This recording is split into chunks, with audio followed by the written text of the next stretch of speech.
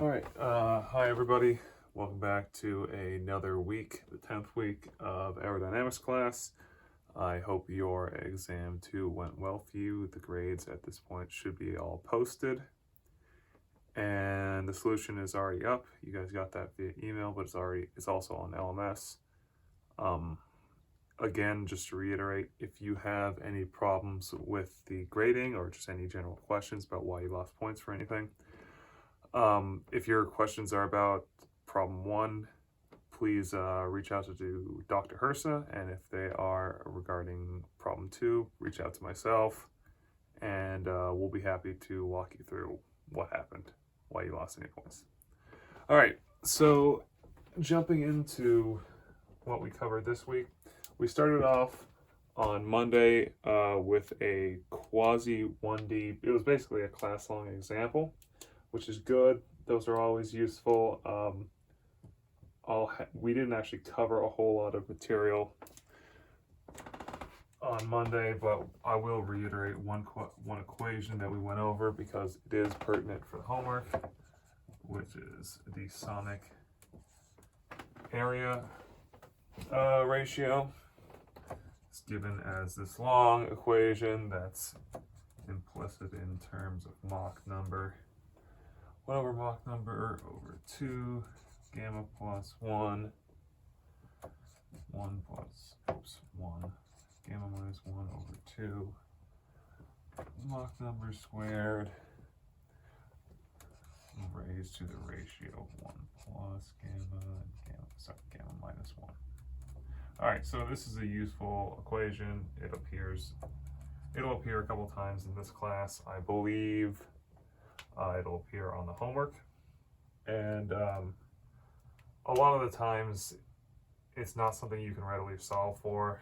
Like maybe you're given the area relation, and then you have to back out Mach number, and there's kind of or the other way around. And it's a difficult equation just to directly solve.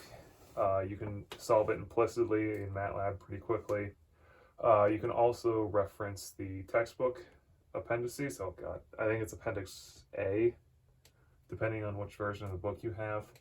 And it'll give you, for a certain Mach number, it'll give you this ratio. So you can kind of guess and check or do some linear interpolation in order to get what number you're looking for there. So it's good to be aware of that and understand that it's going to show up quite a bit. All right, so the next topic that we covered is the linearized compressible flow equations, potential flow. That's what we started on. And this is just a simplification of a complication of something that we did at the very beginning of the class. So we covered potential flows at, this was like week 2, I think, for us. And then we're complicating it by adding compressibility effects, which makes it an order of magnitude harder. And then we're hopefully simplifying it a hair by linearizing it the best we can. So we go through this long derivation. I won't go through the bulk of it, but I will write down the start because it's always useful to get comfortable with our continuity equation, with our Navier-Stokes equations, which is, in this case, we use steady state and compressible. And technically these are the Euler equations, so they are inviscid. So no viscosity terms, you don't see any mu anywhere. So dp over dx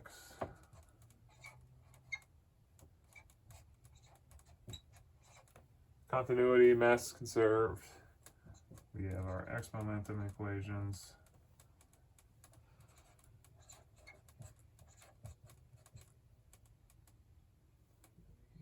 Okay.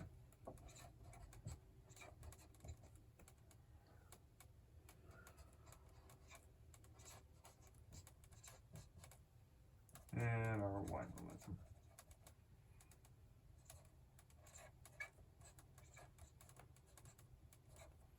And generally, if you're in fluid dynamics, sorry, that's a B. In fluid dynamics, are going to be taking, you know, higher level courses than this, dealing with fluids, which most of you will.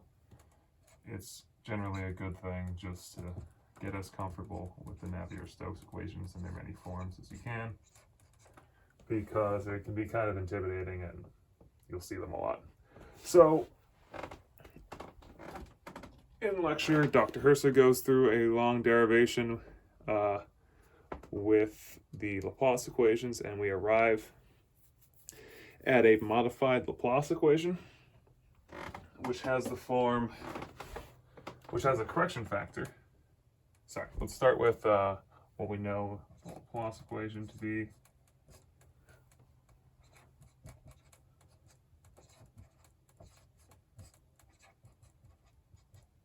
So this is our normal Laplace equation, but we now have a modifier, correcting term, which basically says, let's just draw a line down here. This is basically saying that due to the speed of the flow, due to the Mach number, we are squeezing the flow itself. So the higher the Mach number, the higher this compressibility effect factors in. So there are a couple of assumptions made along the way. It's probably good to note those down.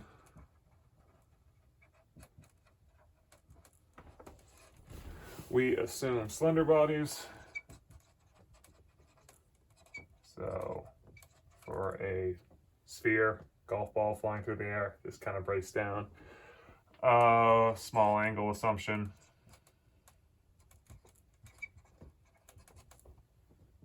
Sorry, small angle attack assumption. Irrotational.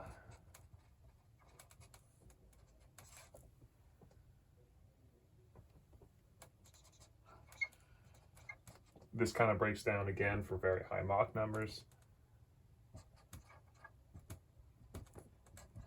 which is kind of a relative term because any Mach number approaching sonic is quite high. I believe this works best for Mach number between 0.3, which is when you see compressibility start to kick in, and Mach number of, I think, 0, like 7.5, I think is, or 7, if I'm remembering right, is what textbooks tend to say, that this works best, just because as soon as you start approaching critical Mach numbers, you get the introductions of waves and all that, which really complicates what's going on. These assumptions start to break down. And because of that, our fifth assumption is that the Mach number doesn't approach critical. Or we said doesn't approach 1. But that's because when you approach 1, you start to get critical areas over an airfoil or whatever your body is. And you start introducing these shock waves that really complicate the situation. So using what we learned here, we defined a new term, beta, which is just a correction factor.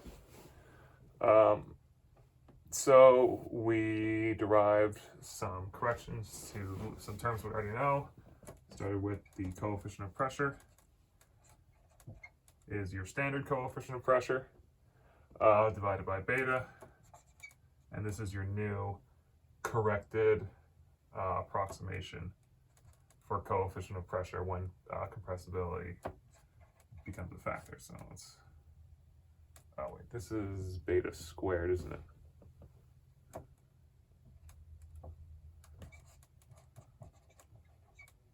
Yep, that's what it works out to be. And then CL is similarly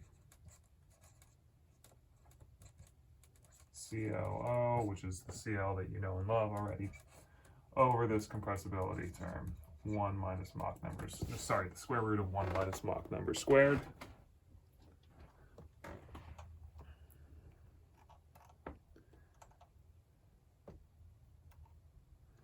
And these are known as Prandtl Golbert, is that his name? Sure. Glowler, there's no B. Compressibility corrections. So taking a holistic approach to it, basically if you're in this regime where compressibility starts to become a factor, but you're not touching critical Mach numbers, then your original estimates of CP and CL start to diverge from reality. So you apply this correction term, and hopefully within this range, that'll bring you closer to reality. So if you're operating in that regime, you can more readily get a good answer for these terms. So we also went on to derive a critical CP value, which is another fun equation. I don't know if it has a name. If it does, I can't remember it right now. Oops. Which is 2 over gamma n infinity squared multiplied by 1 plus minus 1 over 2. Sorry, it's n infinity. Sorry, not n infinity. We're dealing with critical Mach number. So this is an equation where you're trying to find critical Mach number.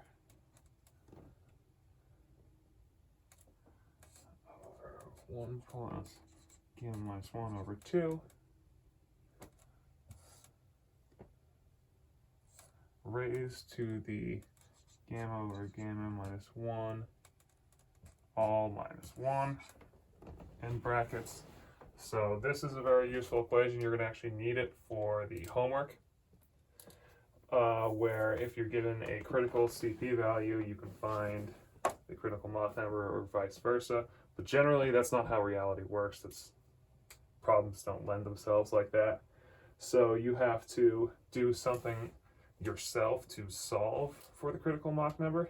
And generally how that works is you plot CP and CP crit on the same line, and you find their intersection. Their intersection is going to be, you plot them versus a range of Mach numbers, and their intersection is going to be your actual Mach number. So if you take, and this is a figure in the book. I don't remember what figure number it is. I really should. But if you plot these two, you're going to get something like, I think it looks like that, where this is CP and this is CP crit, and you're plotting the x-axis as Mach number versus CP, and the intersection of these lines are going to be your critical Mach number. This is actually what I'm going to ask you to do in homework 9, problem 4. Yeah, that sounds right.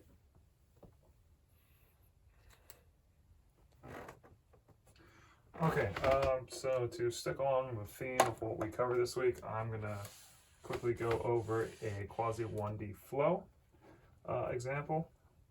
And hopefully this is going to help you guys on your homework, because 3 out of your 4 homework questions, I believe, are quasi 1D flows. So here we have a converging diverging nozzle, which you guys will see and have seen a lot. CD nozzle operating at design conditions.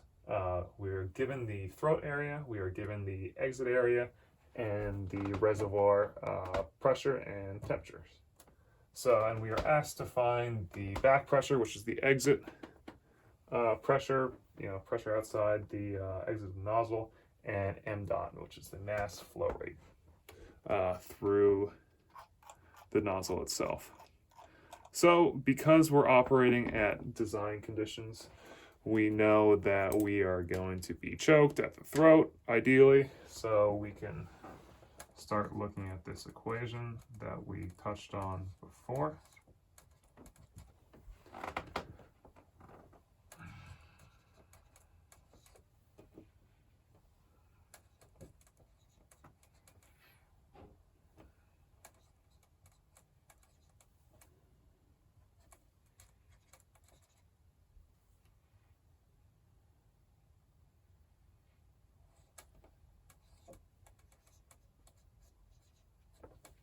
All right, so this is our, touched on this earlier.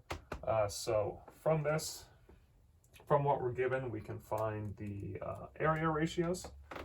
Great, and that means we can get the Mach number, right? At the exit. You can do this a number of ways. You can look up these relations in the tables, do some linear interpolation. You can solve it directly using whatever implicit solver that you'd like. MATLAB is kind of my go-to, but using the fact that we know this area ratio, you can use the above equation and get the Mach number of interest.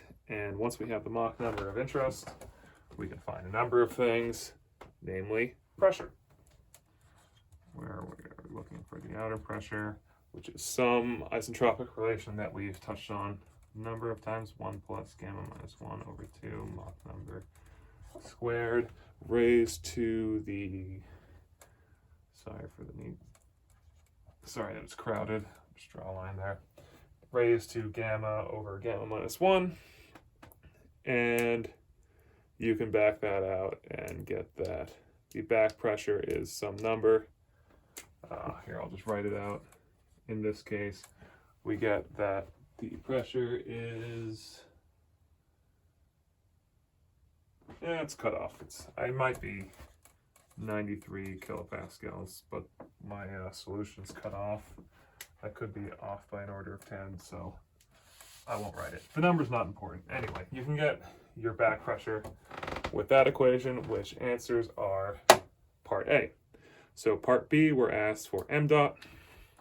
We know that mass flow rate is simply density times the speed times the area of the exit. We know that we are at choke conditions due to the design, so rho star, U star, A star, and we know that U star is just going to be lowercase a, which is speed of sound, which is square root gamma RT. Again, T is going to be star here as well. We also have some relations that we touched on probably 2 weeks ago, where rho star equals 0.634 rho. This is basically just plugging in these equations where Mach number equals 1. You get these relationships. And we also have T star, same thing, plug it into these equations when Mach number equals 1. You get 0.833. All right, and then using a little bit of, I really should have spaced this out, I'm sorry about that. Let's just separate those. And then coupled with the old ideal gas law, you can say our density, because we know nothing really about density, so we want to get rid of that. Density is just pressure over RT. And then from that, plug it back into our m dot equation. We end up with m dot is equal to some constant, 0.5786 pressure times the square root of gamma over RT multiplied by A star, which is something given. And then you work it all out. And for those of you interested in numbers, I have 1.71 kg per second. And yeah, that'll conclude the problem. All right, so to quickly talk about the homework, questions 1 and 2, they're both quasi 1D. Oh, that's not how you spell that. Quasi 1D problems. Hopefully at this point you've been given all the necessary equations and that you don't have a whole lot of troubles going through those. Question 3 is also a quasi 1D. although I do want to take a minute and just kind of draw it out because it can be a little confusing at first, I guess, if you don't really picture what's going on. So the problem reads, consider a converging diverging quasi 1D nozzle with a throat area of 1 square meter and an exit area of 3 square meters. There's a reservoir of air where the pressure is given as some number and temperature is also given. There is a normal shock wave between the throat and the exit at a location such that the area is 2 square meters. And then I'm asking for a number of things at different sections in the nozzle. So what do we have? Converging, diverging nozzle.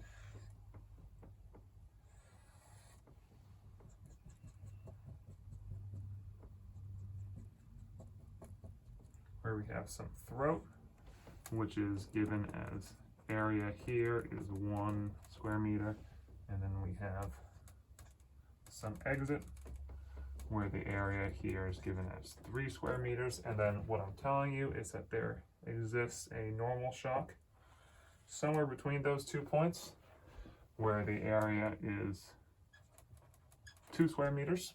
And then I'm going to ask you for, I define a few different sections. I define section 1 as the area just before this normal shock. I define section 2 as the area just after the normal shock, and then section 3 is at the exit. So I'm basically asking you to find pressures at 1, 2, and 3, and then a few other sections. So again, it's more quasi 1D work with a little bit of normal shocks to spice things up. I just wanted to take a minute to draw things out and make sure that the problem statement was clear, because there's not a diagram in the homework. And then problem 4 is using the Prandtl-Gilbert, whatever, correction terms to find, we're finding the critical Mach number. So again, we're going to touch on the equations that that I talked on just a couple minutes ago, where we're going to plot CP according to this Prandtl-Gilbert's theory, and then we're going to plot the equation that we know for CP critical, and we're going to find the intersection of that line and find where CP critical is. One thing to note, please use MATLAB or Excel. This is a problem statement where you're looking at the intersection of 2 lines, so it's really not possible for you to do this by hand, and it's really preferred that you don't generate hand plots, because those just simply aren't accurate and really aren't helping you do much. But other than that, that's all I have for you guys this week. As always, my office hours are 10 a.m. to noon on Wednesdays. Please contact me if you have any problems.